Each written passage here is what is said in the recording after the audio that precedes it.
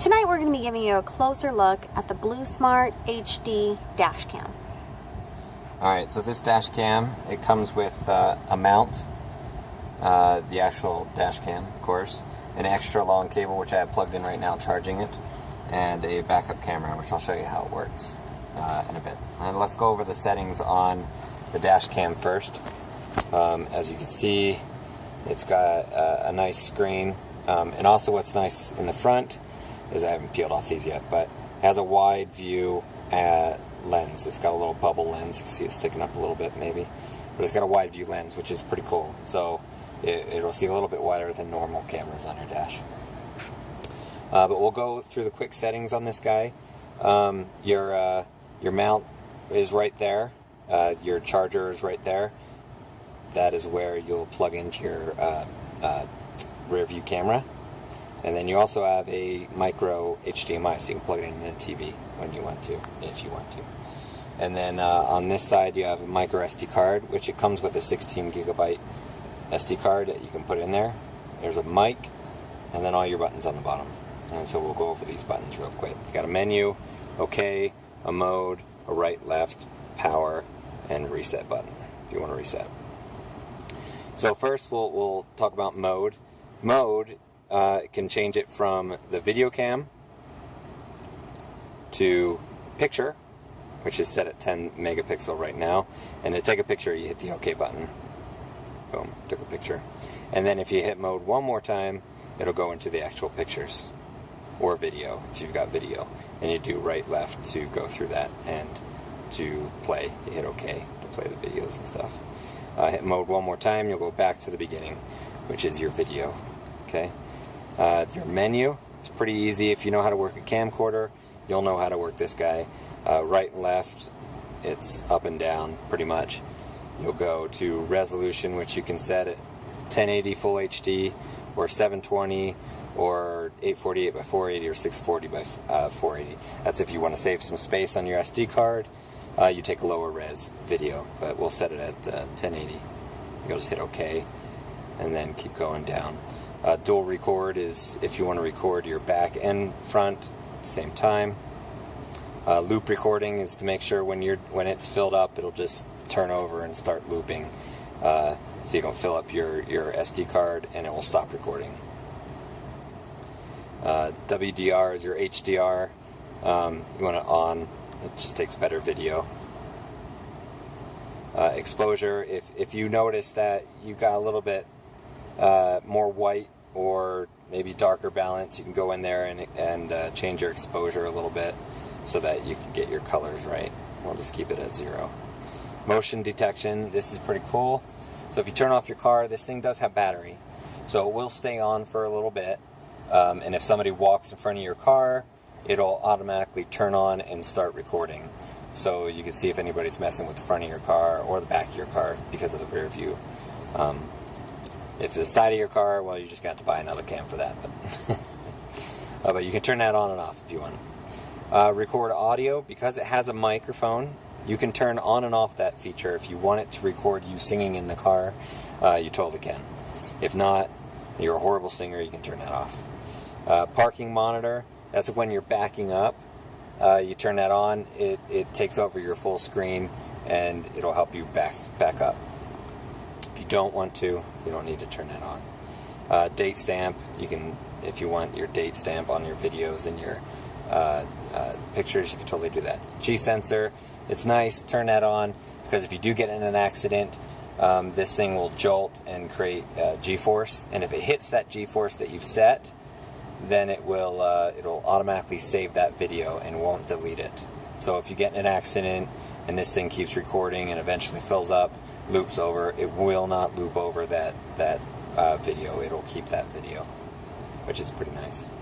If you hit menu one more time, it'll go into the settings, the actual settings. You change your date, time, whether you want to turn on the annoying beep sound every time you hit a key, which I turned off, obviously. Language, if you don't speak English, it has French,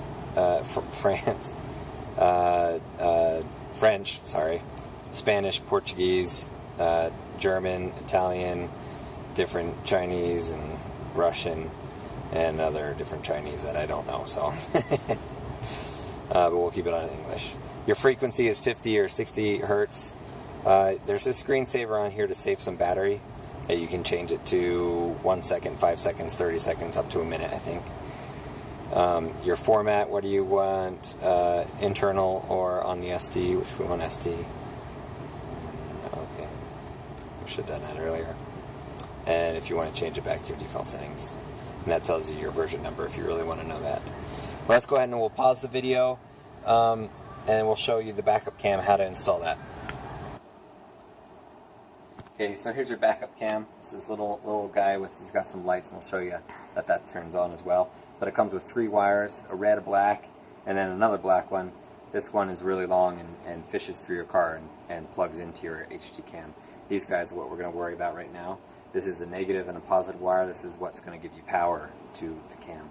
And what you're looking for is your white backup lights. You're going to splice into that light, because that only turns on when you put your car in reverse. You only want this guy on when you put it in reverse. So in my van, I took apart the door a little bit just to show you.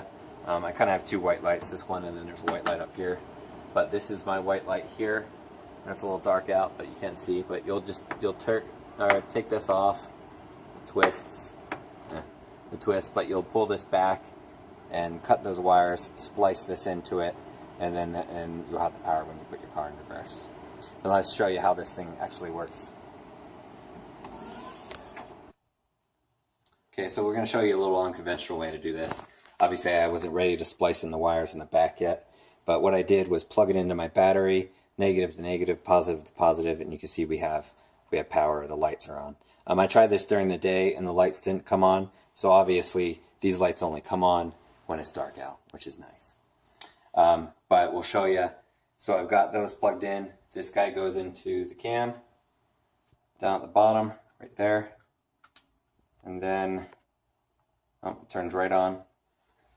And as you can see, this is not coming out of the cam. So when the backup light, or when the backup camera comes on, it automatically takes over the screen, which is nice. And like I said, you can see my hand's not going here, but when I do this, you can see my hand is now going over the backup cam.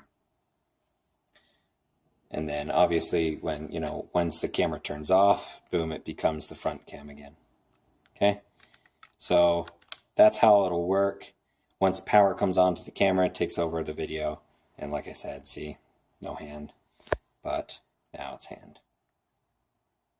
So that's how it'll work.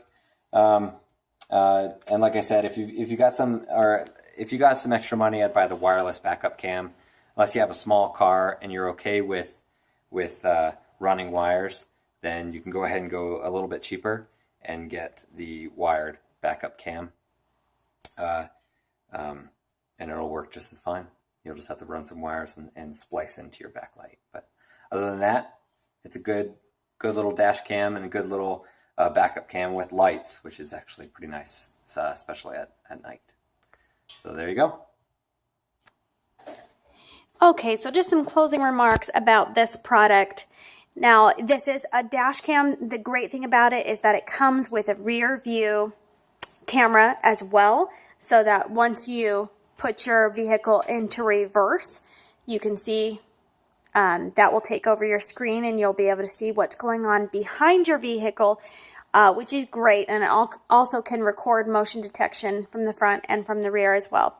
One thing you need to be aware of with that is that, just as Jeff went over earlier, it is quite a project to install.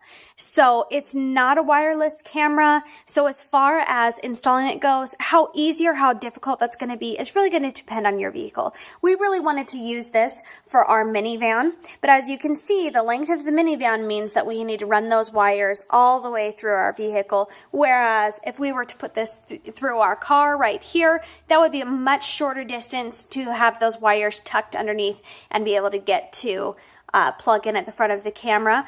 Also in the back of our van, it is all hard plastic, and you need to think about rather than just a trunk opening up this way and you cutting through your car, with our van, we have to install it and then kind of go around the door here to go in. And we're dealing with hard plastic, things needing to pull away. Obviously, there is that difficult element of splicing into the light. You want to make sure that you know what you're doing there. And then running that camera through the hard plastic, it definitely is easier to do on our car that just has material that pulls away. So as far as how difficult that's going to be for you was going to determine based on your individual vehicle. And then it does have a very long cord to reach the front. Now we have to tuck ours in and out if we wanted to conceal it nicely to get the whole way through the length of our van here. But on the car, that's going to be much shorter, and we'll definitely have plenty of wiring to do there. So things to think about there with that rear view camera. It's great. It operates awesome. As far as installation goes, you are going to be splicing some wire, and you are going to need to be running that wire from the rear of your vehicle to the front. So just some things to think about there. Everything else is so simple and straightforward. You plug it in and you're operational. But in order to have that rear view camera working, it is going to take some effort and work on your part. And you'll just want to make sure that you know exactly what you're doing when splicing into any kind of light in your vehicle.